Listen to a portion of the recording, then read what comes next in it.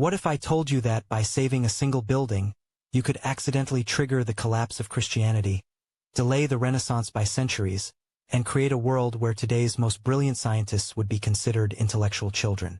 Welcome to the terrifying butterfly effect of preventing the Library of Alexandria's destruction.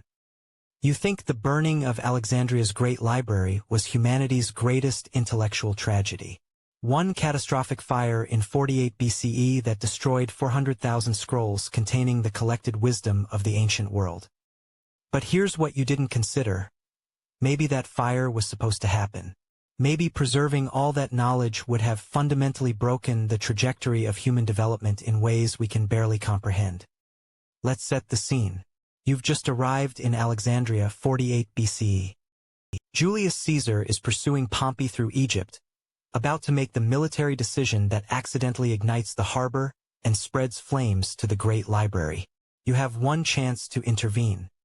One moment to redirect Caesar's ships, convince him to use different tactics, anything to save those precious scrolls. It seems like a heroic choice. It seems obvious, but here's where things get interesting.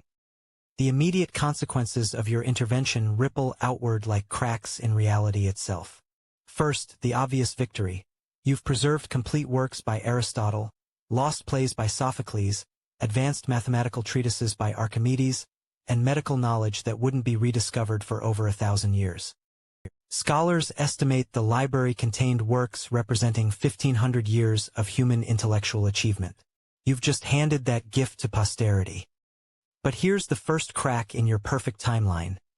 Those Roman scholars who would have spent centuries painstakingly reconstructing classical knowledge from fragments, they never developed that discipline. The medieval monks who would preserve and copy ancient texts through the Dark Ages, their entire purpose evaporates. The Islamic Golden Age scholars who spent generations translating and expanding upon recovered Greek texts. Without the challenge of piecing together lost knowledge, their methodology never evolves. The real problem isn't what you saved. It's what you prevented humanity from learning how to do. Consider this, the greatest intellectual leaps in human history often came from necessity, from having to rebuild knowledge from incomplete foundations. When Islamic scholars like Al-Khwarizmi developed algebra, they weren't just translating Greek mathematics, they were filling in gaps, making connections, creating new frameworks because the complete originals were lost. When Renaissance thinkers rediscovered Aristotle through Arabic translations, they didn't just absorb his ideas. They questioned them, improved them, ultimately surpassed them. But in your preserved timeline, complete ancient knowledge creates intellectual complacency. Why question Aristotle when you have his complete, unfiltered writings?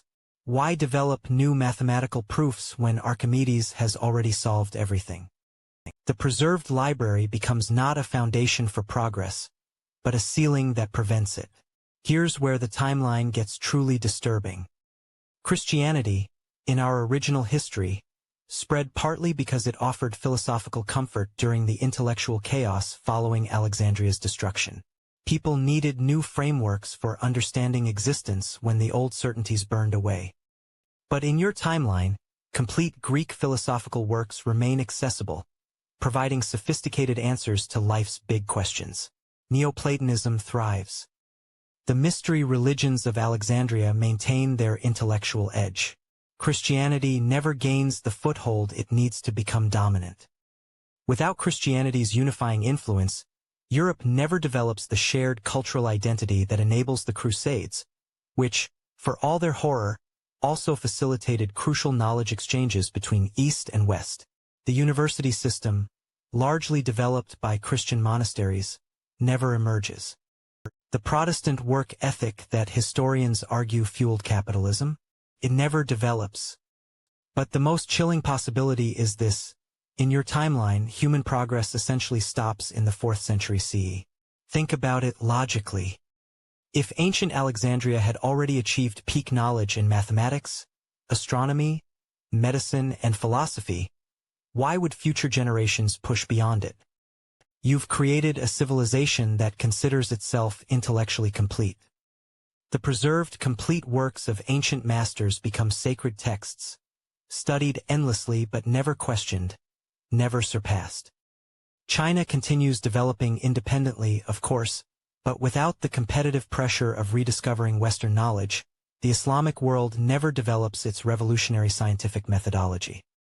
Europe, content with complete ancient wisdom, never experiences its Renaissance rebirth.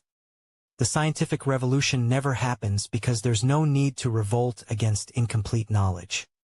Your intervention has created the ultimate intellectual trap, a world where humanity achieved perfection too early and then stopped trying to exceed it. The butterfly effects compound exponentially. Without the Renaissance, there's no age of exploration. Without Christianity's missionary drive, global trade networks develop completely differently. Without the scientific revolution, the Industrial Revolution either never occurs or happens in a completely unrecognizable form centuries later. Most terrifyingly, consider what this means for today. In our timeline, we reached our current technological level through a specific sequence of intellectual struggles, recoveries, and breakthroughs. Each dark age forced humanity to redevelop critical thinking skills. Each period of lost knowledge created the necessity for innovation. But your preserved timeline might have produced a world where human intellectual development peaked in ancient Egypt and stayed there for 2 millennia. A world where the most advanced technology today might be equivalent to what we had in medieval times. Where questions about the nature of reality, consciousness, and existence were answered so completely by preserved ancient wisdom that no one ever thought to look deeper. Here's the ultimate paradox. By preserving humanity's greatest collection of knowledge, you might have prevented humanity from ever learning how to think. The darkest possibility of all? What if our timeline, with all its intellectual struggles and recoveries, with all its dark ages and Renaissance periods, with all its painful losses and rediscoveries, is actually the optimal path for human development? What if those burning scrolls in Alexandria weren't humanity's greatest tragedy, but its most necessary sacrifice? What if the Library of Alexandria had to burn so that humanity could learn to burn brightly on its own? So here's the question that should keep you awake tonight. If you could save any piece of lost knowledge from history, would you? Or would you recognize that sometimes, forgetting is the most important thing we can do to force ourselves to learn how to remember? What moment in history do you think had to happen, no matter how tragic it seems? Let me know in the comments, because next week, we're exploring what would happen if you prevented the fall of the Roman Empire, and trust me, the consequences are even more mind-bending than you imagine.